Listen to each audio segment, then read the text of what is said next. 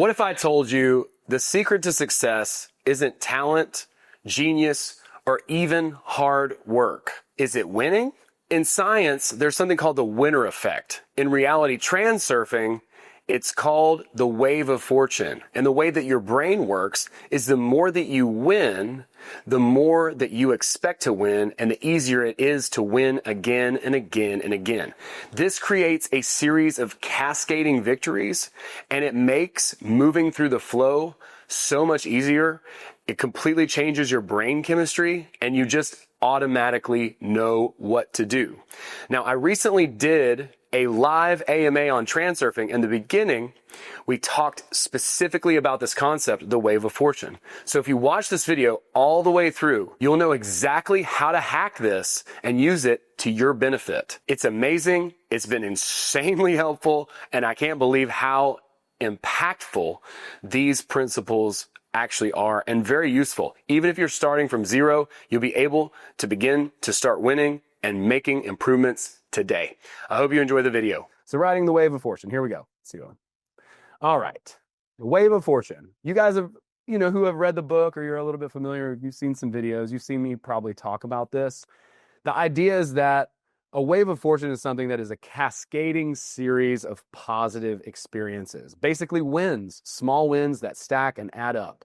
And what Vadim says is that the wave of fortune is actually static in the space of variations, that in infinity, everything is possible, right? Infinity is real. And so there's a trajectory where you can begin to choose up these lifelines into higher and higher timelines, or something that's, let's not use the higher word, but like something that's closer and closer to your ideal reality for yourself. Now, it's important to remember that you're not changing anybody else, okay? We have no ability to control anyone else in this reality. In fact, that's going to cause heaps of balancing forces.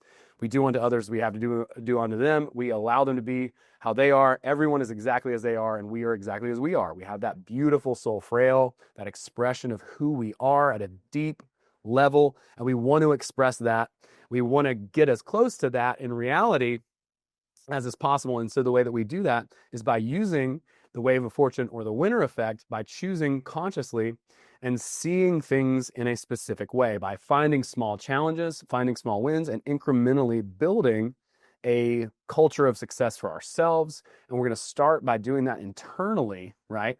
No matter where you're at, if you're crushing it or if you're kind of just starting from scratch, doesn't matter, right? We find a small challenge, we accomplish that challenge, and our brain starts to get dopamine, okay? And what happens is that dopamine, oh, Ophelia's here. And what happens is that dopamine helps us kind of level up and see more possibility in the world. Our brain literally changes as a result of the winner effect that's being cultivated in our mind. So the brain chemistry actually changes. So we start to see that more is possible, and then we win again, and then we start to see that more is possible, and then we win again, and then we start to see that more is possible, and then we win again. You think about it like this. If you're scaling a mountain, you can't see the bottom, or you can't see the top, from the bottom. You can't see very much at all, right? Like you're down here. So until you kind of get up a little bit, you can't really see the landscape and what's possible around you. So it's really hard to kind of see what your potential is until you get a little bit of momentum, right? Like you can't really even conceptualize it until you start to stack a couple wins. But once you start to self-validate, which is what I'm going to teach you guys how to do in this call, then you can start to climb up that mountain a little bit. You can start to scale up that wave of fortune, which is static in the space of variations. And then you start to get closer and closer and connect more and more to that ideal version of yourself, right? That's kind of how it works. So we'll naturally free ourselves from pendulums when we start to get this feedback loop going in the mirror, right? Like we see a positive thing. And one quick thing to just note here is that the way we see reality is critical here to build the wave of fortune. One thing that I caught myself doing, and this was maybe a few months ago, and man, it's a small tweak, but it completely changed my life, is I was saying things in a way where I was going, okay, well, I did this good thing that I wanted to do. For instance, I went to the gym today, but I didn't go as hard as I wanted to go, right? So what am I doing there? I'm establishing something positive and then immediately toxic dripping poison into my brain by seeing it from the negative at the end. So it's going, right? Not what we want to do. Okay. Instead, I can reframe that, or I can see it in a different way. I can say, you know what? I want to find a way to go harder at the gym, but I went to the gym today. Okay. So now I'm ending on the positive. And so what that's doing is it's creating the ability for my brain to start to focus on the positive. We have a part of our brain that is our selective focus. It's the reason why when you buy a wristwatch, you see everyone's wristwatch. It's the reason why when you're like, I'm looking to buy a Honda Civic, you start to see Honda Civics everywhere. This part of your brain, it knows what to focus on. Okay. So some of you guys might have done the 2 notebooks exercise. If you did that, the point of that 2 notebooks exercise is to train your selective focus, your reticular activation system, to see the positives and to remember those, because we're traditionally wired for survival, and evolution wise, we want to survive. So we're looking for threats. We're always looking for negatives. So if we can flip it and end on the positive, now our brain chemistry is actually changing, and it is rewiring to begin to see the positive things that are happening in our reality. So we want to embrace that joy. We want to find a way to celebrate. Reward yourself when you do the thing too. Reward yourself in a healthy way. If you take an action and you bust through something, you're not entitled necessarily to the result. Okay. So we don't want to necessarily celebrate the result, right? Like I'm not like, I got big muscles or something. It's like, no, I went to the gym, right? We want to create a process. And then when we take the action, we celebrate it. That's how we hack it. That's how we hack the dopamine drip, is by saying, I'm going to reward myself for taking the action, not because I got the results, right? This is very Bhagavad Gita-esque. You're entitled to, the action, but not the fruit of the action, right? But if we build a process and we reward ourselves for sticking to the process, then all of a sudden we start stacking wins and we start getting more and more dopamine in our brain. So we start more dopamine, more opportunity, more dopamine, more opportunity, more dopamine, more opportunity. And we start to see more and more what is possible for ourselves. We start to identify with that higher version of ourselves as we begin to change and flow. Okay, can we go to the next slide, please? Thanks. All right. Yep, talked about this. Infinite alternatives, all the lifelines, all this stuff. One thing that I really want to talk about lifeline-wise is, I'm just going to reiterate it. You can't control anybody else. You just can't, right? Like I talked about this in our last call. There's something called consensus reality, where everyone has their layer of the world, right? And those are all working together, right? And that kind of establishes what culture is, okay? And so we have our own view of the world, and so does everyone else, and those kind of stack on top of each other. This is the reason why you couldn't jump timelines when the pandemic happened to some other reality where there was no pandemic. Can't do it, guys. There's one material reality, okay? Just one. The rest is the dream space. It's infinity. It's the mind of God, the Akashic records, the eternal film roll archive, whatever we want to call it for that. So your lifeline for you is for you. It has nothing to do with anyone else. If you try to influence or take advantage or do thing and try to get somebody to do something, it's witchcraft as far as I'm concerned. Not a good outcome is usually going to come from that. There are people who do it. If that's what you do, that's fine. I mean, I'm not going to try to change you, but this is just how I see things, and how I would like to share, because I'm not trying to equip people with tools to harm anybody else, right? Allow everybody to be exactly as they are and allow ourselves to be exactly as we are. That's the rule of transurfing. It is synonymous with the golden rule. All right, so we want to stack that wave of fortune. We're going to do that by finding small things that we can challenge ourselves by. And then what I recommend, go a little bit further, okay? So for instance, today I was walking up the stairs. I like to do this workout here where I'm at. There's like 11 stair levels. So I'll walk up the stairs, take the elevator down. Walk up the stairs, take the elevator down. I do it for an hour. So I'm like, okay, I start at 9:06, 10:06, I'm going to stop. 10:06, I'm free. I don't have to do it, but I go one more flight. Okay. And that little tiny bit jacks my dopamine up even more because I've gone even further on the goal. You want to find a challenge that is not overwhelming, right? Not an overwhelming challenge, but something that you can accomplish and then reward yourself for it. So after that, I jumped in the pool and I got in the hot tub and then I jumped in the pool. I like to do the alternate. I wish I had a Russian banya I could go to, but yeah, hop in the pool, blah, blah, blah. That's how I rewarded myself. I hopped in the pool. I stashed the water down by the pool so I could drink it, right? And that's the small reward. There's a great book called Atomic Habits. You guys have never heard of it or read it. Strongly recommend it. It can help you a lot with this exact thing, how to set up your habits in a way that you are winning. All right. Winning triggers dopamine. I kind of mentioned that. It literally changes your brain. What they did in this book, The Winner Effect, is they took 2 mice and they were the same size. They drugged one mouse and then they didn't drug the other and then they had them fight, right? Pretty mean, but the effect is kind of what we're going for. So the one that wasn't drugged, it won. No surprise there. Then they took the same 2 mice, fought them again, and the mouse that won the first time won again. Then they got a slightly bigger mouse. It beat that. Slightly bigger. It beat that. Obviously, there's a limit to this, but the point is success is the secret to success. Every single win leads you to the possibility of winning again. And that is what the wave of fortune is. That's what the winner effect is. It literally rewires the brain. It is changing your brain chemistry. You want to create a positive feedback loop where, you're blasting things out into the mirror. That is the universe, as just like Vadim says. And then you hold your hands up in the mirror. You hold your hands up in the mirror. And then you keep them there. You keep winning. You're like, I'm winning. This is great. I'm winning. I'm doing it. Right? You're like, hey, I can take some constructive feedback. I could do this better, but I did the thing, right? Like, yeah, my stand-up routine, it can be better, but I went up tonight and that's the win. You know what I'm saying? So you take that win because you took action. You should be proud of yourself. Also, you can have other people gas you up.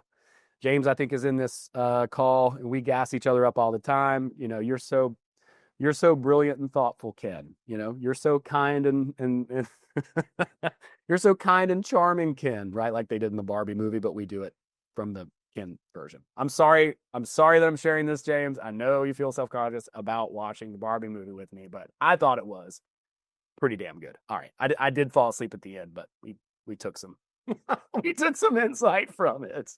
All right, cool. Linking these things, right? Energy dopamine connection. Look, it's neuroscience, guys. I'm not a scientist, but I will, read a book that was written by one and I can take on what they're talking about. What Vadim says in the newest book, Transurfing Yourself, the most valuable skill that you can have is state control. Okay. What does that mean? That means controlling the way that you feel. And the way that you can do that is by leveraging this idea, the idea of the wave of fortune and the winner effect. They're very, very much in corollary, right? We want to, obviously, we can identify those pendulums and start to figure out where those shortcomings and things are. But it's more important, as we'll learn later in the book of Transurfing, it's more important to focus on the positive things and the way that we want to go. And what we do want, where attention goes, energy flows, also blood flows there, strangely enough, but where attention goes, energy flows, right? So we want to focus on that, right? Not the pendulums. The more we focus on the pendulums, the more the more they become an issue and things that we have to deal with. So we want to navigate through those pendulums, not by focus. We don't beat a pendulum by focusing on it or fighting it. We beat a pendulum by moving forward and focusing on what we do want, which is that highest version of ourselves, right? We want to connect as much to that as we possibly can, our truest essence, our authentic individuality, who we were born as, right? And then allow our mind to take the passenger sort of navigator role and say, hey, look, maybe we could try this, maybe we could do that, right? Like, it's logistical. It can't create anything new fundamentally. The mind can't, but it can create a new house out of old bricks. Okay, that's what he says. All right, so both frameworks emphasize this. It's all about aligning our heart and mind. We want to expand our energy levels and then move forward, find those wins, focus on those wins, Continue up, up, up, up, up, up, up. Okay. Cool. We covered pendulums. You guys understand that. We'll skip this slide. And then practical steps, embracing the small wins. Literally, 2 notebooks, simplest exercise ever, but maybe the most powerful. So powerful. And I won't ask because I'm not trying to put anybody on the spot, but I can almost guarantee, like, I gave that exercise out to, a couple dozen people, whatever. I bet 2 of them are continuing to do it. It's kind of funny. We'll get a result and then we'll quit because our brain's wired to see the negative. It just is. So we have to consciously take control of our mind because our mind is lying. We have to consciously take control of it in order to reframe and use our RAS, our reticular activation system. Somebody else in here. In order to start to see the possibilities, to see the wins, to start to build that cascading wave of success. All right, cool. So really it has a lot to do with awareness too. Awareness will really help us focus, eliminating distractions and really just being conscious about building that selective focus and that awareness. Okay. Alrighty. Let's see. Success is both a conscious choice of reality and a neurochemical state. Mastering our mindset and energy creates a cascade of good fortune. Man, I'm so impressed with what this little app did. It took me, I swear to God, maybe 10 minutes to make this presentation. All right, so that is pretty cool. Really just wanted to, emphasize this idea, be a little bit of a broken record, guys. I can't help myself. This is an extremely important concept. And it's the reason why, I'm doing this group is because I want to see y'all understand these concepts. And really, some of the most fundamental ones are the most game-changing. They just are. It's not rocket surgery here. It's winning. It's winning. And if we can create a culture of winning, then all of a sudden it becomes the norm. And then when a culture of winning becomes the norm, it's expected. And that's when the feedback loop happens, right? Like all of a sudden we're getting results externally because we validated ourselves internally because we know we're a child of God. We know we're one of zero. There's no one else like us. And when we go for the thing that we want and then reward ourselves for taking action toward it, we're building such a positive momentum for ourselves and really connecting to that higher self, that version of ourselves that we really, truly want to be. And we can change and grow and become that. And it happens incrementally as we go up those lifelines that do not affect anyone else, only ourselves. The lifelines are our lifelines, individual lifelines. They're not collective. Sorry to be so, so hung up on that, but I want to make it clear. Okay, so that was my TED Talk. Thanks for coming to my TED Talk, guys. That's it. I'm done. No applause necessary. Okay. Let's get into I would love to get into some questions. Literally anything from the book that. Yep. Let's go, JMO. So don't you think it's mostly like our habits run our life? I mean, it's just the habits that from the time we get up in the morning, we just start this habitual, like, what do you think is the best thing for us to do other than awareness? I mean, you have to be aware of your thoughts and that. What would you personally suggest of helping break the habits and staying aware and just constantly, because you really have to stay constant. You do. I mean, that is the truth. Steph and I have talked about this at length. You have to stay so vigilant. And so what I would say is to create new habits. Create new habits. That book, Atomic Habits, is phenomenal. Strongly recommend checking that book out if you haven't already. He does a great job of outlining different ways that you can build these habits. And it's really incremental. It's being patient with yourself, being loving with yourself. Look, there's 2 types of self-help, and Vadim does both schools. In Reality Transurfing, it's about self-acceptance. And Tufty is about self-development. Okay. We need both. We're not going to get there without both of these things. We need to first accept ourselves and learn to self-validate by choosing the right habits. and then doing those, the right habits for us. And then we start to get validation from the external world, and that just adds to it. Now the dopamine levels just continue to go up, up, up, up, up. So establishing even one small habit. So I lost 50 pounds. Okay. It's one of the things that I've done with Reality Transurfing. And the way that I started that was walking 10,000 steps a day. That's all. Now I'm about to post about it tomorrow because I hired Abby as my personal trainer.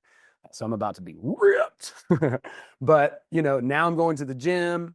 Now I'm squatting, now I'm, doing other things that I never conceptualized that I would ever do for myself. I just didn't think I would be able to. But because I started small, I started with a small habit. Okay, I'm going to walk 10,000 steps. I know I can do that. Then I got plantar fasciitis. I got tendonitis, because I was so, what do they call it when you sit around all the time? There's a word for it. Anyway, I was sitting around all the time, and it's just so stagnant and not doing anything that my feet were like, hey, buddy, we're not used to this. So I had to deal with that. Sedentary. Thank you, Ophelia. Yes, the French person knows English the best. So then I started walking 10,000 steps a day. So that's what I started doing. And then at a certain point, I started feeling better and better.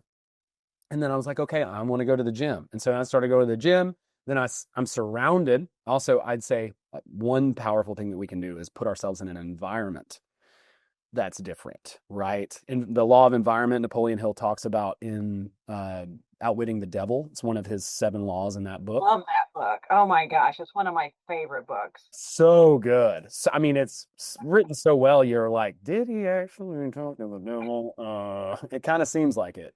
So do you think that that's why shadow work is important, or do you think shadow work's just a bunch of BS? Because I know so many times I start something and I'm on that win and I go, go, go. And then it's like self-sabotage or something. So that has to do with your underlying beliefs. And then, I mean, what's the process of that? How do you feel about shadow work? How do you feel about that self-sabotage that comes along? yeah, self-sabotage, very real.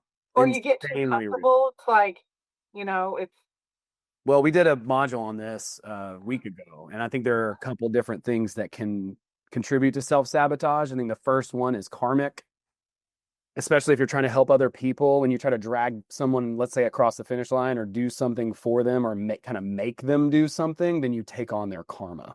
That's one thing that happens. The second thing that happens is it's cultural to the point like we're wired, like I was saying, we're innately wired, primally to see threats. So we're also innately wired to be stationary in our hierarchy. It's like an invisible caste, like the caste system in India, where it's like you have to stay here, and if you're good, then next lifetime you'll go a little bit higher, right? And so in our mind, like we just succumb to that and we conform to it, right? Like the pendulums make our mind conform to it, and then our mind puts our heart in a box and says, this is where we are, this is where we're stuck, okay? And so it's tribal, because here's the reason why. Like if I were to be a threat to someone in the tribe, they'd kill me, okay? It's a real big deal. And our nervous system knows this from however long we've been here, 6,000 years, 6 million, I don't know, but it's a while, right? Tribal up till 1900s. And then industrialization kicks in. Now it's a completely different, landscape than it's ever been. But we still are wired as if we're in a tribe. So that's the second reason we self-sabotage.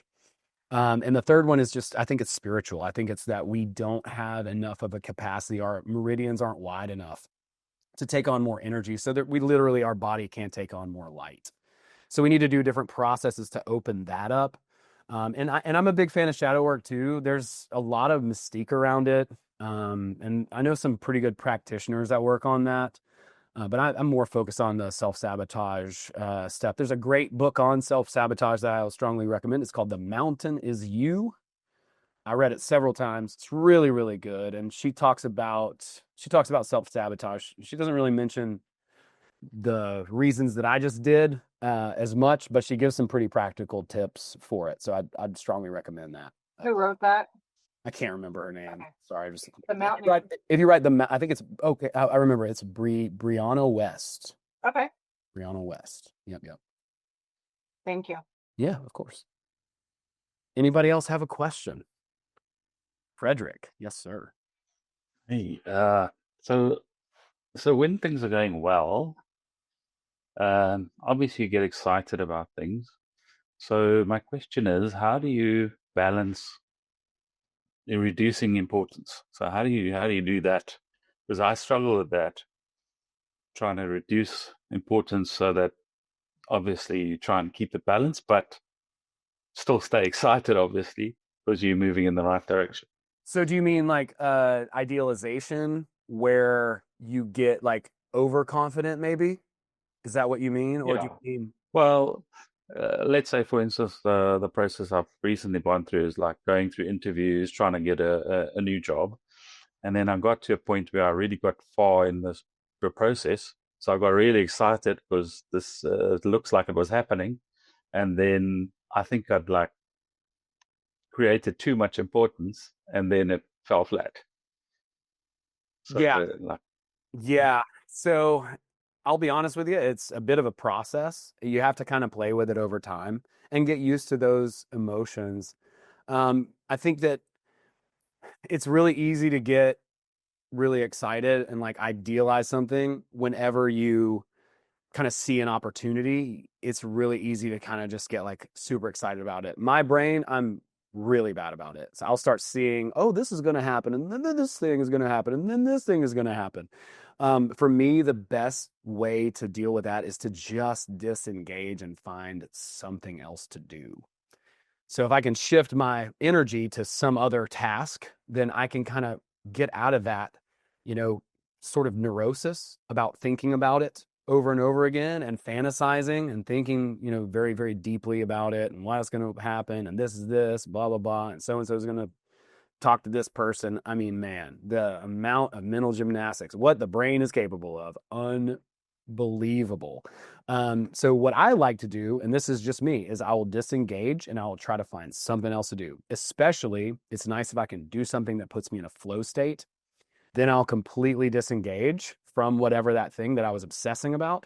And now I'm just in this like trance, the self-induced trance, whatever, like I'm dancing or walking or swimming or whatever, talking to a friend, writing, just anything that you can find that is a flow state activity for yourself, gardening, whatever those things are. I just get into that, something that there's no goal that you're trying to accomplish, there's no outcome that you're trying to get, you just enjoy the process. So you can disengage, work on that. Some people work on cars, they fix things around the house. There's all kinds of activities that you can do to just kind of just let go and try not to think about it too much.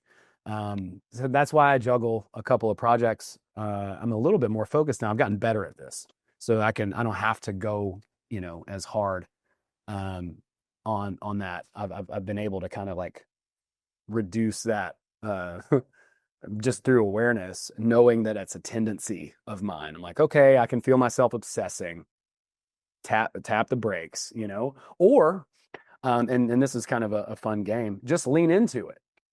Just lean into it as far as you can and to the point of absurdity until you blow it up so big that it's absurdly ridiculous, and then it explodes and you can laugh about it. Because if you can laugh about it, it doesn't have any control over you.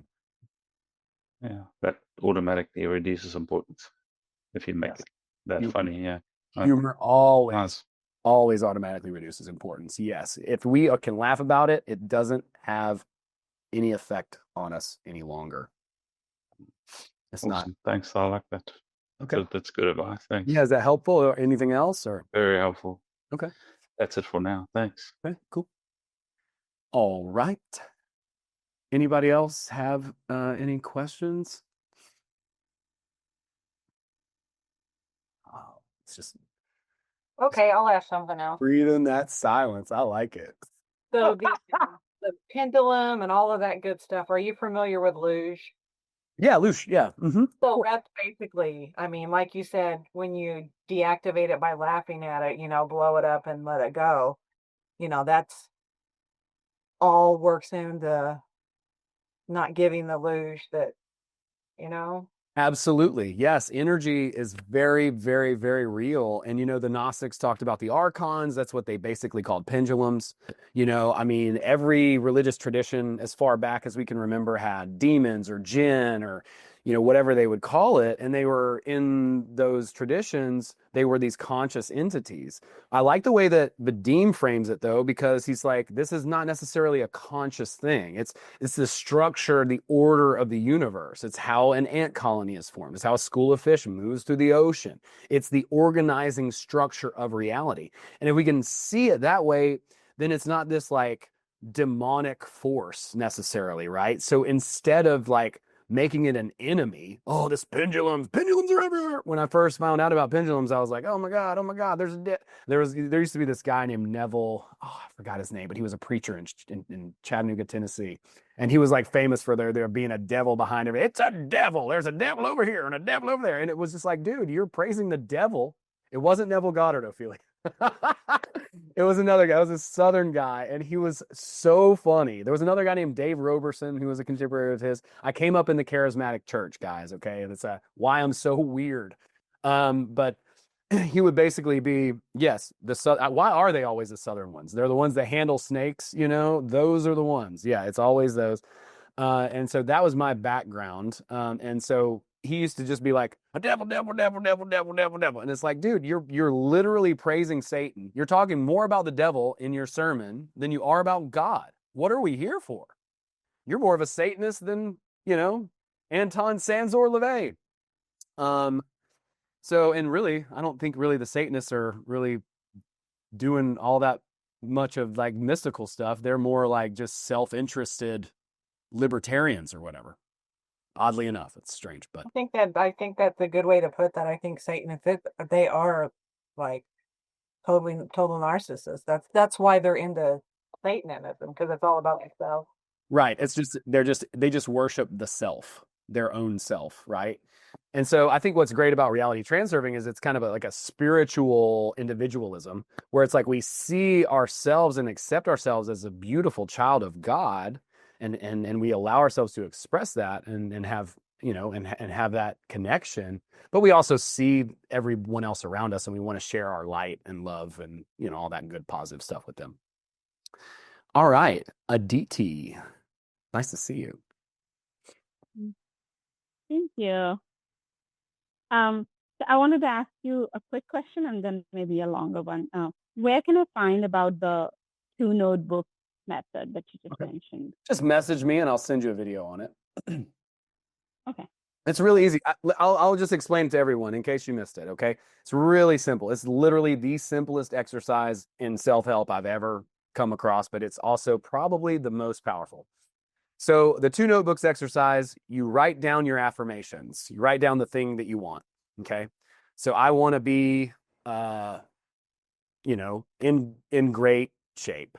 I want to get more money, whatever it is, right? And so you write that down at the beginning of the day, and then during the day, you watch things in reality, and then you log any evidence that supports the claim.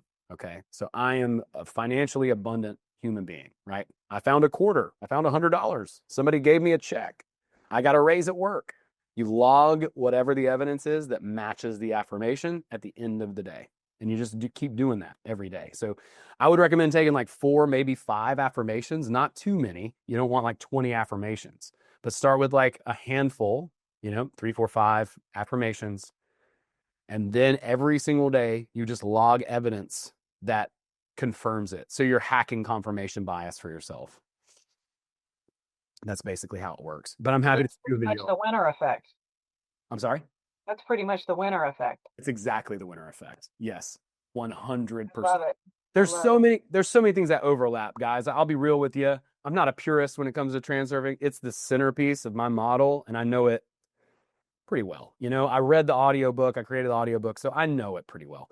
But there's so many great ideas and models, and guys, they're channeling it from the same place. It's all coming. What's the dad joke? All going to the same place. It's all coming from the same place too. It's all coming from the space of variations. Everything already exists already, and then the brain interprets it different. So the winner effect, they did a lot of research and study on that. And so there's real evidence for it. But the stuff that Vadim is channeling, right? Like you can channel it too. You can channel the same thing. Space of Variations is open to each and every one of us. And so you might have a different interpretation, a different way to explain it or express it, which is beautiful, by the way. That's your essence. That's your swag. You know what I'm saying? That's your riz. So you want to do it in the way that suits you and fits you. And then yeah, it's basically essentially it's the same thing. Like the Bhagavad Gita says the same stuff. The Bible says the same stuff. You know, the Tao Te Ching says the same stuff. You know, these ideas are ancient ideas. The Toltec stuff, same stuff. So it's like anywhere you look, you're gonna see transurfing in it. And again, like I'm not trying to throw shade. Transurfing it's my shit. It's in the centerpiece of my model. It is truly how I interpret the world because it tied all of the pieces together. It's a spiritual individualism, the idea of self-ownership. I'm a big advocate of. And then also I believe that we are meant to be in a collective, but I'm not a collectivist. You know what I'm saying? So I'm in the balance of being an individual and being part of a group and understanding the dynamics and managing that energy between ourselves as individuals and as around the pendulums as well, the archons, if you will, or the structure of reality or the matrix. That's a very real thing, you know, but I don't see it as a bad thing. I don't see it as a prison like the Gnostics would say. This is a prison planet. I disagree. This is a beautiful, amazing place where so much is possible. If we can just learn reality for what it is, then we can leverage the principles instead of being used by them, right? So we don't want to see a devil everywhere like that Neville preacher. You know, we want to see the positive, and the more that we can use that winner effect, use that wave of fortune and shift our focus toward the positive, it doesn't mean that we can't take constructive feedback. It doesn't mean that we put our head in the sand and be like some toxic bypasser. That's not what it means, okay? It means that we are going to improve. We are going to see the things that we can adjust, but we're going to focus on the positive at the end of the result. Like once we get through it, we're like, I did the thing. I went up. I went over. I did the presentation. I faced my fear. And that's where the dopamine comes. It doesn't come or that, well, I mean, it does come when you actually do win. But if you find a way to make it a game with yourself, then you self-validate, then you're generating it on your own without having to like beat somebody else, right? It doesn't have to be this competitive I beat you type of thing. It's more like a self a goal that you set for yourself. Okay, so you know, here's the thing that I have, you know, like kind of I have been in conflict with the common like manifestation and all these kind of things. So for example, if I want something, like I want a house, or it can be, you know, whatever, and I do, you know, affirmation and you know, like positive thinking and stuff like that.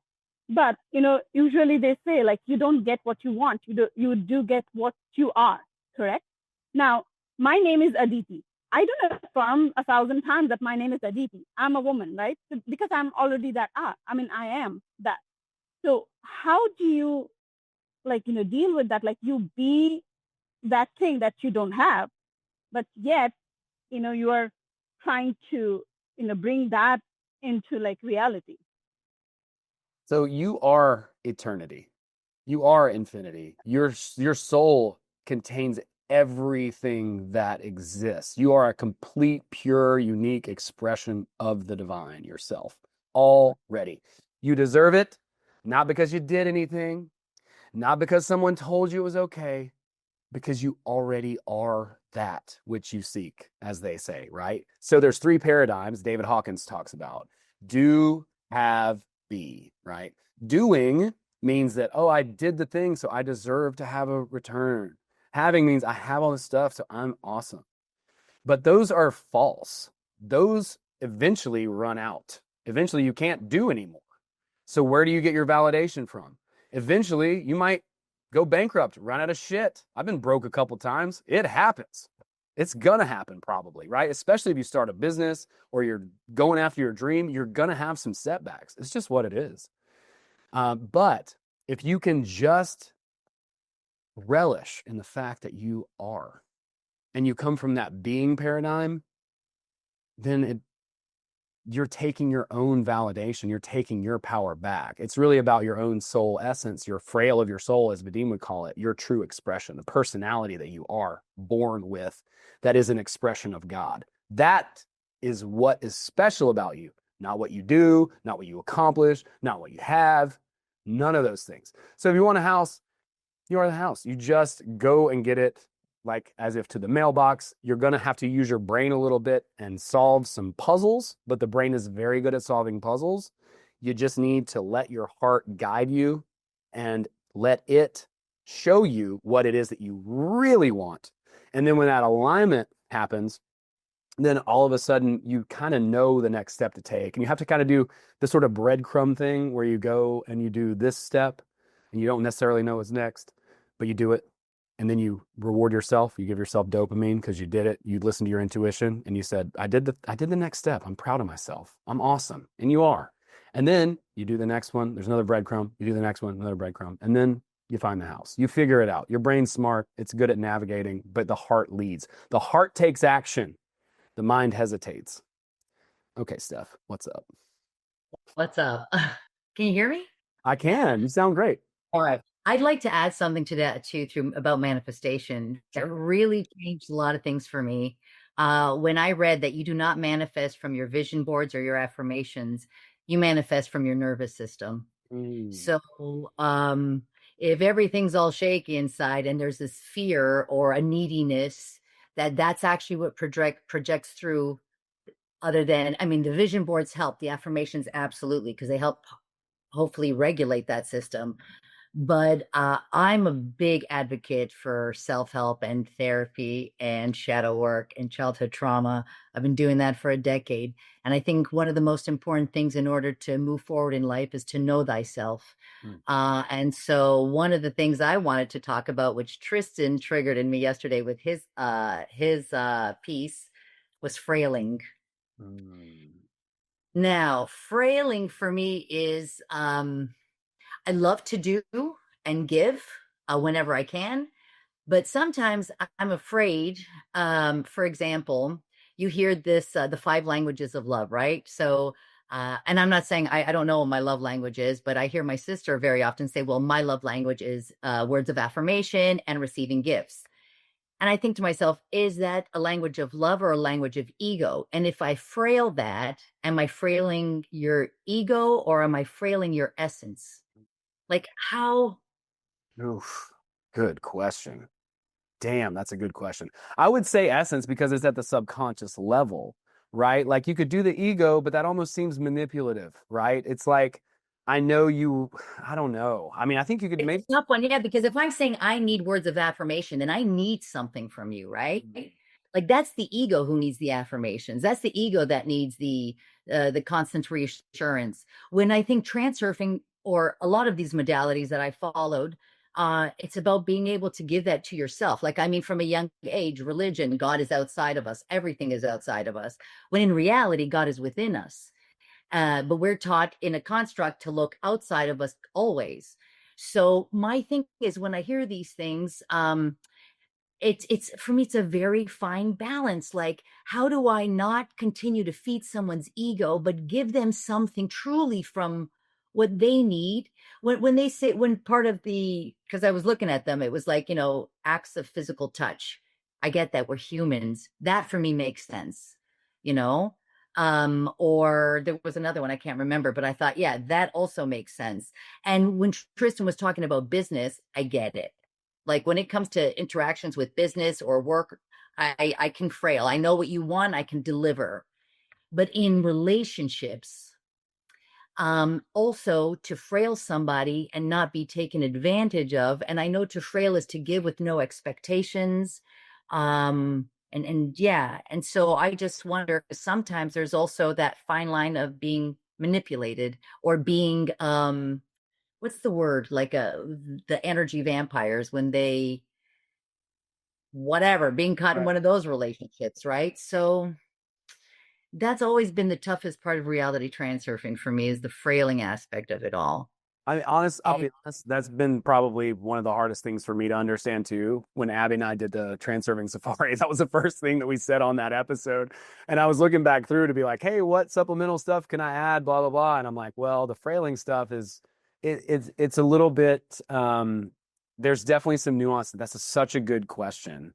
And I would say, I guess it depends on kind of what you want out of the interaction and where the person is in their development, right? Like if they're completely asleep, I'd say just appease their ego, you know what I mean? And allow that to be what it is. Now, if it's someone who's like really close and you care deeply about them, then give them that which they need, right? Like if my friend who's on this call, needs something that I can kind of see, then I can have a conversation with them and say, hey, like we're close enough to where I can be like, hey, listen, I hear what you're saying and I understand it. I think this might be something that you're missing, and this might really help you to see this like kind of blind spot. You're kind of missing maybe something potentially, right? Without being like, over without being pushy about it, So if the person's like in a place where they can take feedback, which most people are not, then at that point, I think you would open up and more to their soul. Whereas if it's more of a surface level interaction, a little bit more shallow, then just appease the ego and, and kind of move through the interaction. That's my first answer. I don't know that there's a right answer to that though. no, but I guess what you're saying is as long as I'm awake and aware and consciously doing it and know, as long as I'm awake and aware all times. Yeah, definitely. Yeah. And your intention is pure. As long as because it's like forgiveness. Like we don't forgive for them. I don't forgive so that the other person, or I don't ask for forgiveness so that the other person forgives me. I do it because I'm acknowledging my mistake and I want myself back. I want to integrate, right? I don't want to give myself away. I do it for me. When I have a difficult conversation with someone, I'm really doing it for me as much as I am for them, and I think you can also open up and really give some great insight to someone, but you got to be careful too, because we talked about that taking on someone else's karma. So at a certain point, when you try to do too much for somebody, you're probably going to take on some of their consequences. They're kind of come on you, right? Like if you've been in a relationship that was kind of destructive, which I've been in a few toxic relationships where it's like let's say my partner was an alcoholic or something like that, and I tried to save them.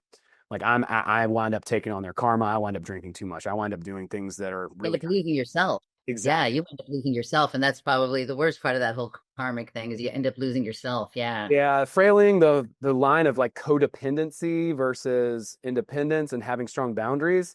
Like that's, I think, the pitfall with frailing is that you can become kind of like into that codependent kind of state, so that you all of a sudden, like now you have a codependent relationship. Now you're going to take on that karma of that person because you've created a codependent relationship, as opposed to being like, hey, I have resources for you. I want to help you. I've got some stuff. Just let me know if you want, and I'm here. But you love them from afar. You love them from a distance. You allow them to be exactly as they are and yourself to be exactly as you are.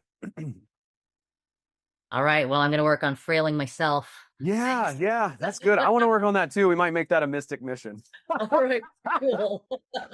Thanks. All right. Yeah, of course. A really good insight. That's a good fucking question, dude. All right. Anybody else have a question? Welcome, Clara, by the way. Welcome, Jose, as well. All right. Tristan, you have any thoughts about that?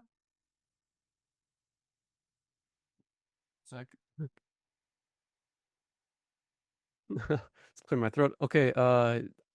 Yeah, frailing is like. Oh, can you hear me?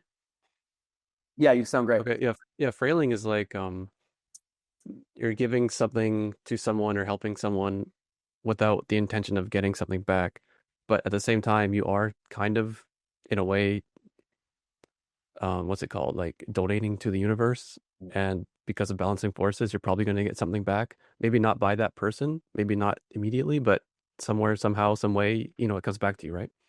And so, and like you mentioned, can you use frailing as manipulation? I think that would be a different word, because frailing, I think, implies like you're doing something without the expectation of getting something back. But like people who scam people for things, or using someone to get something, or like psychopaths. I don't know if that's the proper term anymore, but whatever. Like they take from people, they manipulate people, but they're expecting something, right? And so there's a difference there between like I'll help my friend with his math questions. You don't have to pay me, I'll just donate my time, right? Whatever. But if I'm like, you know, I'll help you if you give me a bunch of money, or let me steal something from your mom, or whatever it is, like that's not frailing in my opinion. So I don't know what that would be called, but Yeah, that's it's just a outcome. word. It's outcome based, right? Yeah. You're looking for a result from that interact. You're Yeah, I'm manipulating trying to. your worker, so you're bending the mirror. So there's gonna be. This is why narcissists and people with BPD and psychopathic behavior type tendencies, eventually they do get what they want, but they eventually step on so many people that karma comes back. Those people just it comes back hard. Yeah, I know. I don't know if anyone like. There's a lot of different terms for these things, like psychopaths and borderline personality disorder. I recommend everybody start like read about this stuff, even if you're not one of those people, just because those kinds of people, especially psychopaths, are very, very hard to detect. And there's flags, but and they can take advantage of you, and they'll sneak into your life. They'll be your best friend, and then they will, destroy you. And so it's really good to be aware of these things, just so it doesn't happen to you, right? Like kind of know thy enemy type thing. Yeah. And I recommend not necessarily reading the official stuff. Like I think there's a big blue book that's like the official. I forget what it's called. You can download it for free somewhere. I have it. I just don't know what it's called. But look for like alternative views, like people who've actually experienced this stuff, and like look at the signs, look at the flags, just to protect yourself from negative frailing. And yeah, that's side point, but that's something that's smart. Yeah, the DSM, that's the thing. Yeah, you can download that if you want it. I can send it to you. I have it. I downloaded it earlier. But yeah, go ahead. Awesome. Yeah. There's also another book. I've never read it though, but I have heard it recommended by people that I look up to and admire very much, called The Wisdom of Psychopaths. I'm going to read it. I just haven't gotten to it yet.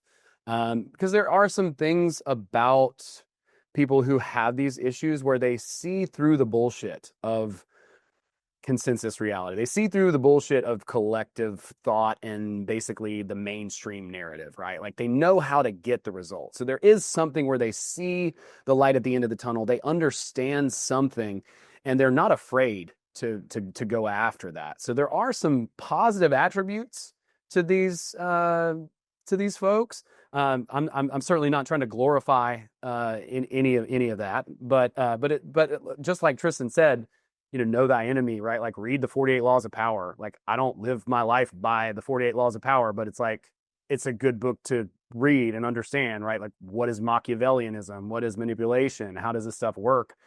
These are good things to know, because there's not a better place for a fox than a hen house. So, if you don't have any claws, if you don't have a way to defend yourself, if you don't understand some of these tactics, then people will run game on you.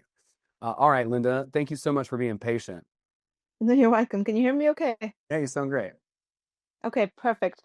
My world has been with, I've been in this space a long time, in terms of Joseph Murphy, Neville Goddard, and all them legends. And I don't know it as such in detail, but I'm interested in all that vibe.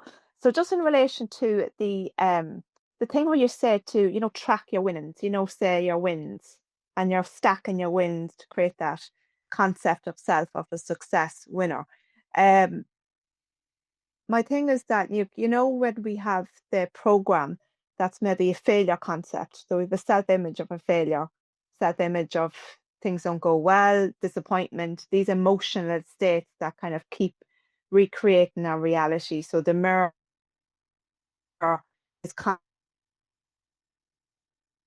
constantly showing disappointment, short unconscious, my question is, I've been doing a lot of like action my subconscious mind via like the Neville Goddard principle with feeling is the secret. So feeling into saying that activity of like the opposite of disappointment, of joy, all these our birthright kind of emotional states that due to conditioning, we've kind of been separated from them. So my question is around that. Say we're not consciously feeling it subconscious, but we're just kind of writing down our winning habits on a day-to-day basis. How do we kind of, because of we have that failure concept, there's a disconnect. So sometimes we might do it consistent. Oh, we're not doing it, and we're in and out like of this dynamic because there's this consciousness wants to go here, unconscious wants to stay there. Does that make sense? It does. You cut out a little bit. I think I kind of picked up. Sorry, I can take these off maybe. Sorry. Maybe. Maybe. That's fine. No. Oh, yeah. That is better. So you're saying like your consciousness wants to do one thing, subconscious is kind of going in a direction. And I've heard this analogy before where it's like your subconscious is kind of like an elephant, and your conscious mind is like the rider of the elephant. So yes, exactly. So you put the carrot out there, and then the elephant needs to change course, but it doesn't immediately do a U-turn. You know what I'm saying? Like it takes some time, and it's an incremental process to kind of start to train that subconscious, because the subconscious is the heart. The subconscious is the soul with its frail, and it has a unique expression. But what's happened to us is through layers and layers of conditioning, through years and years and years, through pendulums, what Vadim would call like the plaque of pendulums, we have started to push our subconscious into a box, he would say. So basically, we've trained our subconscious to be what it is. When we come out, we're wild. We're like these crazy human beings, all these, unique attributes, and we are completely unfettered, unfiltered, and just who we are. Watch a kid. Does not care. No fucks given. Just whatever. They do whatever they want. And so like that is who we are, truly. And then through the course of our lifetime, through social conditioning, institutions, mainstream narratives, television, all these different influences compounding, then we start to put our heart more and more into that box through the mind being the blank sheet, the heart being that perfect personality, the beautiful essence that you are. And so slowly but surely we kind of like train the subconscious. So we just need to retrain it. We just need to let it out. And there's a lot of different things that you can do to start to tap into that potential, to start to play around with it. I could draw you a little picture, and I don't know if it'll help or not. But for me, this is kind of like has a lot to do with like shadow work and different things like that. So let's say that this is the frail of your soul, like that, okay? But then the mind is like, okay, well, here's what we have to do. We have to follow the rules. So it puts the heart in a box like that, okay? So you see all these parts out here? Those are the parts that need to be integrated into our life, right? Because they are cut off from who we naturally are. They've been shoved into the box. So we have to allow ourselves to let those parts of ourselves out and to reintegrate those parts. And there's lots of different ways to do that. There's a lot of different trauma release and stuff like that, which I really like. But one of the simplest ways is to just, before you go to bed, do some of the Castaneda exercises. Do you dream? Yeah, I do. Yeah, no, I do. I do I'm a trauma release practitioner, and I do all that stuff anyway, So that's great. It's just my beliefs are so conditioned into, well, like as everyone's is, but so conditioned into, a certain environment and certain way of thinking and certain way of being. And then you're like, okay, I don't want this anymore. And it's just like, no, you're getting more of that. So when I was doing all I am still doing these my own business, sales started flying in from everywhere. I didn't even advertise, just started coming. And then if breaks on, like literally it was like the nervous system was just like, no, shut down. Familiar.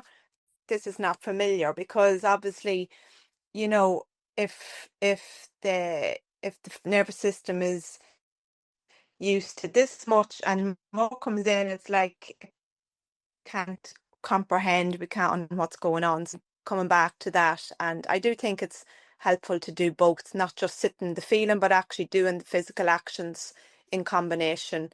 And that takes, yeah, and I think it is an understanding of you're going to bounce back. It's like that, probably you're going to bounce back and go again and bounce back. There's probably a bit of that, isn't there? Absolutely agreed. Yeah, this is the path to mastery. It's not a straight line. Yeah. It's up, down, up, up, Yeah. up, down, up, down, up, No. one, up, down. And that's okay. You have to allow yourself to make mistakes. You got to let yourself off the hook. It's okay to make mistakes. I took an action. Did I flop? Yeah. So what, man? We're all going to flop. Who cares? Was it cringe? Fuck yeah, dude. Celebrate the cringe. Who cares? It's good to be cringe. It's good to move forward. It's good to make mistakes. In fact, without those mistakes, you're not going to be able to iterate to what it is that you need to course correct and to adjust to the next thing. Joe Villegas did a live call in here that I would strongly recommend. I'm sure you understand how to build a belief, right? Like you create the belief in your mind, and then you see evidence for it, and then you get a feedback loop going for that belief. One of the things that I strongly recommend watching that whole replay, but one of the things he talked about was like he brought people up to the front, and he was like, hey, what is it that you're struggling with? And it was the financial call. So I strongly recommend just checking that out. But you can use the tools from that call for any belief, not just financial. But basically, he's like, what is it that you believe about this thing? Like, I'll never have enough or blah, blah, blah. Okay. He's like, has there been one time where that wasn't the case? Has that belief that you hold ever been untrue? And in every case, it has been untrue at least once, right? You've been abundant at least once. You have that reference experience at least once. So that should be enough to at least get that a little bit of a crack in the door to open that part up and start to move toward that new belief. And then once you start to get evidence for that new belief, right? Like the 2 notebooks kind of is really good for that. Then you start to build momentum and it becomes part of your identity. There's also some identity shifting exercises that we can do that with Peter Sage. Do you know who Peter Sage is? Yeah, I don't know. I probably do. I don't know the name, but maybe the face. He's pretty brilliant guy. Was a trainer for Tony Robbins. Joe Villegas also trainer for Tony Robbins. Those guys have some amazing tools. But identity shifting, you can make some columns and just write in each column. Like you can do even the do, have, be thing where you're writing, the things that you do, the things that you have, the things that you be. And then the big reveal for that exercise is that you can already be the thing that you want to be, you do or have those other things. But building those reference experience very, very slowly, over time, and then just focusing on it and letting it land. I think that's a thing that we don't often do enough. It's like we don't tend to let things land. As soon as something great happens, and James and we were talking about this. I think he looked it up on, maybe it was Chat GPT even or something. It's like, so our brain registers a negative twice as much of an impact in our brain than a positive. So it's like, if I find $100, I'm like, yay, I found $100, put it in my pocket. If I lose $100, I'm freaking out. I lost $100. Have you guys seen $100 bill? I was around here. I was like, blah, blah, blah. And then I can just unravel. I mean, in the past, I used to really unravel before I understood this stuff. Like I would go to the ATM. I didn't have enough money to buy weed or whatever. And I was like, everything's, going wrong. Everybody hates me. And I would just like completely lose my shit. I can remember, being younger, being in college and having those types of reactions. And I will say this too, like, it doesn't mean that you can't have a reaction too. It's okay to have like a reaction. I would say sometimes you could give yourself some grace, just freak out for a second. Be like, I'm going to freak out. I'm going to set a timer for 2 minutes. I'm going to yell as loud as I can or whatever. And then just let it go, man. Yeah. Back to the thing of like exaggerating it out of the frame to the point where it just explodes, whatever that belief is. Can you make it more absurd? If you're like I'm bad with people, like I'm so bad with people, like they think I'm a crazy person and I'm a blah, blah, blah, like just push it so far, so extreme to where it's absolutely hilarious that you're having that thought. Like, who would even think to go that extreme? If you can push it that far, then you can make it absurd. And then now all of a sudden that belief doesn't have any power over you. You can laugh about it. It's another tactic, I would say, about it. Yeah, that's brilliant. Yeah, thank you. What's your take on, like, Neville Goddard or Joseph Murphy? Have you much kind of experience with their work? I wanted Joseph Murphy's book was one of the first ones I ever read in self-help. And I really liked it. I thought it was awesome. And I love doctors too who talk about this stuff. Like I've got some in my network that I really love. My mentor's partner is a cardiologist, and we talk a lot about this stuff. They go to Burning Man and stuff. He can't talk about a lot of the stuff that we want to talk about publicly because it would kind of jeopardize his career a little bit. But yeah, I love doctors. Dr. Maxwell Maltz also one of my favorites. But I really liked Joseph Murphy. Neville Goddard never really landed for me. I don't know why. I like what he has to say, but I just never really listened to Sure. I've heard it. Yeah. James is on this call. If he's still on here, he really likes Neville Goddard. I have a lot of friends in my Yeah. really like Neville, and so yeah, I'm a fan of his work. I don't know it as well. I've just kind of stayed in my lane. Yeah, of course. Yeah. Yeah. That's brilliant. Thank you. Yeah. Of course. Thank you for being here. I really appreciate it. Yeah, thank you. Of course. All right, guys. I think we have time for maybe one or two more questions if anybody has anything. I'm happy to clarify anything. And I just want to say, if y'all are thinking of a question to ask or any of that I'm really grateful to have you guys all in the community. I hope that you'll use it, because the more that you use this community, the more that you're going to get out of it. Tristan's been posting a lot of stuff and it's really powerful. I strongly recommend checking out his blogs. They're excellent. And, if there's something that you guys want to test out, you want to throw it out here, this is a great space. It's a safe space. You can put something out here, and if it doesn't land, just delete it, dude. I mean, it's us. We're chilling here. And if it does land, maybe copy paste, throw it onto Facebook or LinkedIn or whatever, and see if other people, kind of resonate with it. This is a great place to play around and use as a bit of a playground, as long as you're not spamming the group with, about a car warranty, then I'm not going to trip. You know what I'm saying? Like, I'm not worried about it. I want you to express yourself and share in the group. And the more that we all share and collaboratively, post our wins and talk about what we're interested in and what we care about, there's some brilliant people in here. All you guys are brilliant. If you're into this stuff, then you are far, far, far ahead of I would say most people. Not to make a comparison thing, but it's just like most people don't even think about this stuff. It's so hard to find people who can even have a conversation about this stuff. So I encourage you strongly to engage in the group. The more that you put in, the more that you're going to get out. Just kind of like what Tristan was saying. It's like when we put the stuff out there, it's going to come back somehow. Why not put it into a focused place where you can get a ROI off of it? Like, I hope that your ROI off of being in the school group is orders of magnitude more than you could ever imagine. Personally, I pay school every month $100 so that we can have this group. And I'm more than happy to do that, because you guys can't understand how much joy that you all have brought me. Like, on my birthday, waking up to all the messages that I got, like, I was just teary-eyed in bed. And then I got some other really funny messages too that made me crack up laughing. I mean, I felt so good and so seen. And the people in the circle too, it's like, it's insane.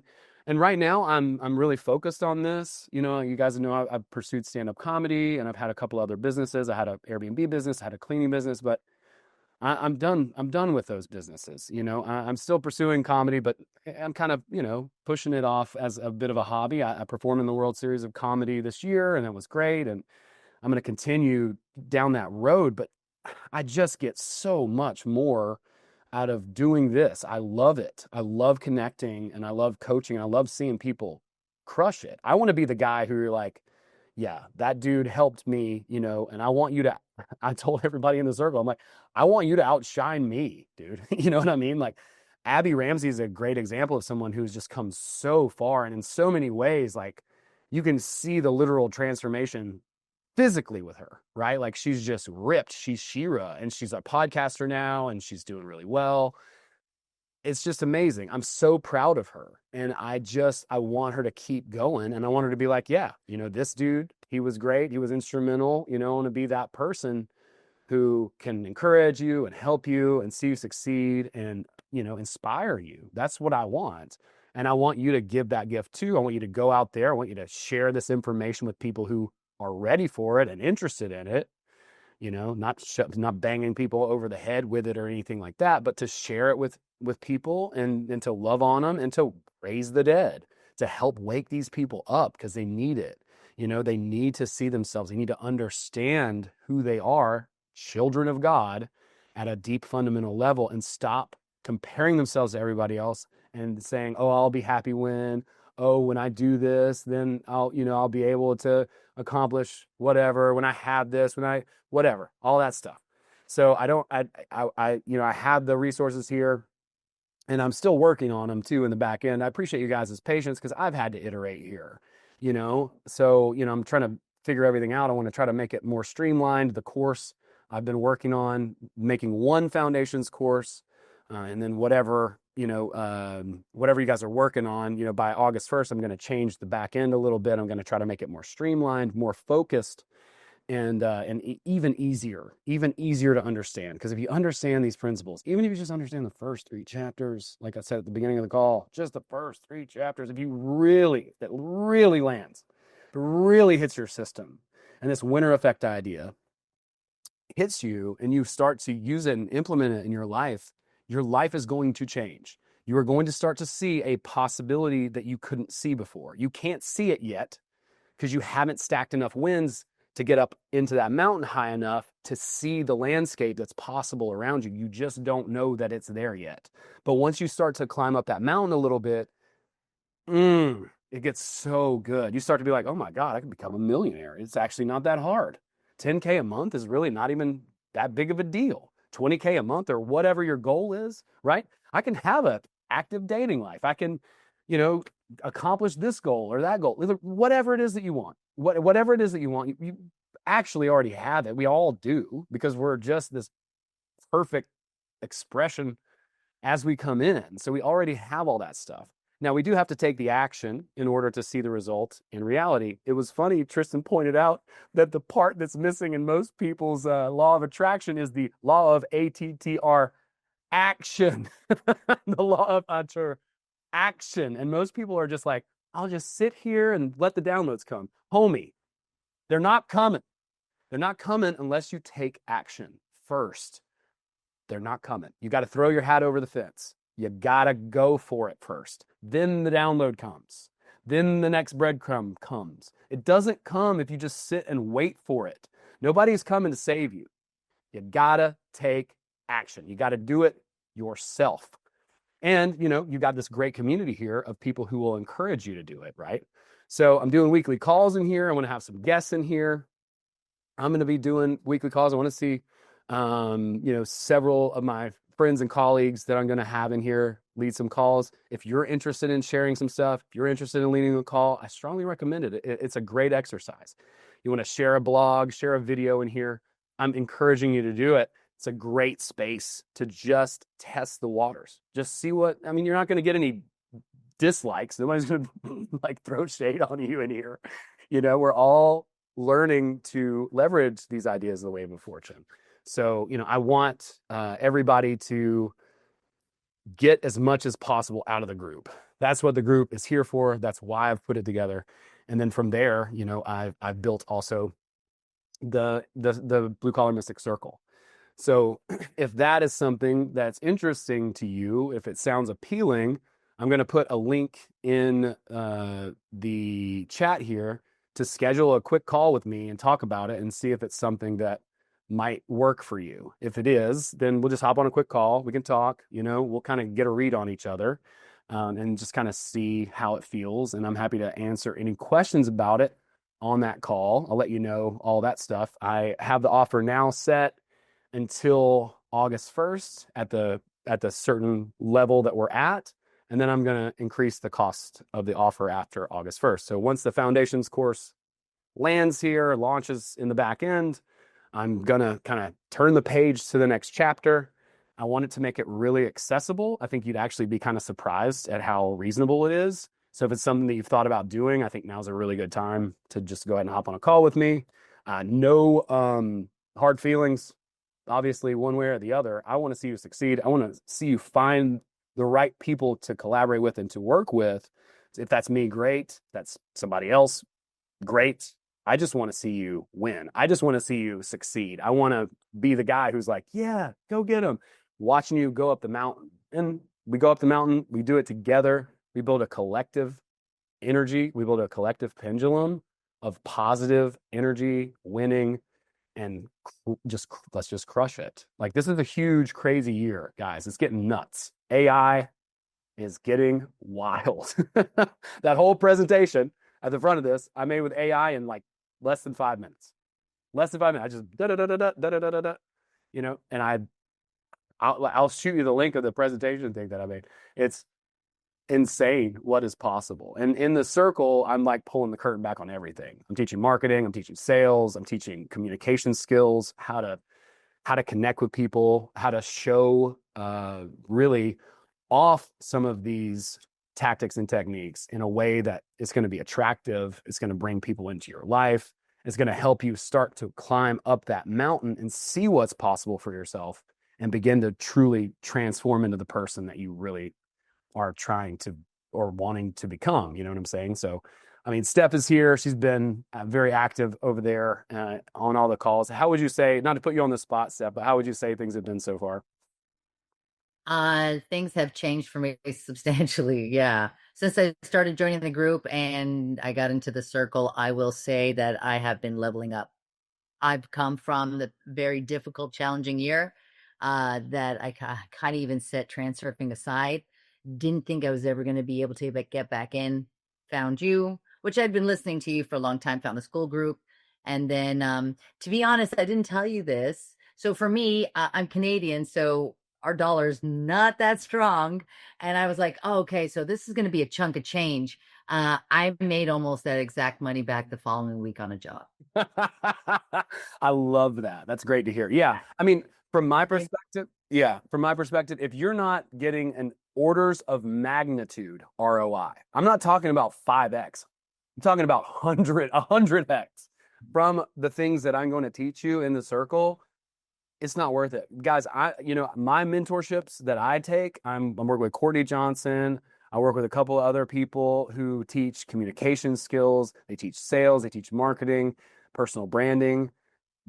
There's really 3 industries coming up in the next couple years. And if you're not on the boat, you might get left behind. You know what I'm saying? I hate to say it. I wish it wasn't that way. But if you're not trying to build a personal brand, understand AI, or you're like some crypto millionaire, then it's going to get pretty weird. So at least that's what I'm being told. And the people that I am mentored by are pretty well connected. Like they've coached like the PayPal mafia and stuff. So they can kind of understand what is going on next. I've got some trainings coming up in October in New York, and I'm going to learn a lot from that. But it's like a lot of communication skills, understanding marketing, understanding branding, how to put yourself out there, how to do it in a way that is not sleazy or gross and really is aligned with who you are. I really believe like we each have a purpose and that we each are here to contribute something to society. And that's kind of what I want to see people start to do and provide in the world. That's what I feel like I'm doing, and it feels unbelievable. Like I said, on my birthday, the messages that I got, and just the messages that people wrote today, I was like, blew my mind. I was like, so I didn't know. I don't even know how to react. So I was like really, really excited and grateful to be able to share, to be able to be a part of it. So I strongly encourage you to do it. Throw your hat over the fence, make a commitment to yourself, bet on you, and you'll be surprised. You'll be surprised at what can happen when you start to move in that direction. And then beyond that, if the circle's not something that you think is a possibility for you right now, Totally get it. Not a problem. I am going to raise the price August 1st, but also wanted to just say I'm going to put a little bit of a deal out there too. And if you guys want to hop in the Transurfing book club, which is all like replays, but I just also put the whole entire audio book in there. I've got some exercises in there. It's insanely in depth. I have it up for $1,000, but I'll make a deal until August 1st. You guys can grab it for, I don't know, $197. That's pretty cheap. So I'll make that deal with you. If you want to grab that, you're welcome to. And then if you decide that you want to hop in the circle, I'll credit you that back by August 1st, but only until then. So that's enough of a sales pitch, but I really think you guys, I really want to see you guys contribute. I really want to see you guys put it in there. Use the group. Use the group. If you don't buy anything from me, just use the group. You know what I'm saying? Please, please, please, please, please use the group. Invest in yourself however you can. There's lots of other ways to do value, okay? Like not just monetarily. Many of us need to invest money, and it's always been something that I've struggled with because I want to give everything away for free, but it's crazy that no one really values anything that is free. So we have to put a little bit of skin in the game somehow or another. And I've got some other ideas too that I may pitch to the group later. But for now, awesome. Glad to hear somebody just booked a call. That's awesome. Congratulations. I can't wait to chat with you. And then from there, let's keep winning. Let's keep encouraging each other. Please share what you're doing in the group. Let us know. We can't help you if we don't know what you're doing. Like the group is free and awesome. People are engaging. I'm all for that. I want to see those wins. If I can get you to the point where you're like, I'm broke, I don't have the money to join the circle. Well, if I can get you to the point where you have the money to join the circle, great. Then you can join the circle, go even further, right? Like I'm rooting for you. We're rooting for each other. That's what we want. A culture of winning, an intentional pendulum where we're consistently choosing up the wave of fortune. So yeah, I'll end it there, guys. I know we went a little bit over, but I really appreciate everybody for being here. Today is a special day. It's my father's 70th birthday today. So I'm going to go hang out with him. I'm going to take the old man to dinner. He looks great, by the way. So these genetics, just so sad. It's just so sad. No, he's such a great guy. He's been a tremendous influence on me. I'm really proud to have him as someone who raised me with the principles that I have. He's a very loving and nurturing man. Hippie Ted, that's right. Oh, Hippie Ted. James knows him. And so he's out on the beach turning into leather. So let me go rub some sunscreen on my dad's hairy back. And we'll see you guys in the group. Please use the group. That's the biggest thing. If you can take from me in this call, use the group. Thank you guys so much for being here. Much, much love. Shoot me a message if you have any questions. I'm available through the school messaging system. Just shoot me a message. I'll respond in time. Thank you so much. Have a wonderful day, guys. Much love.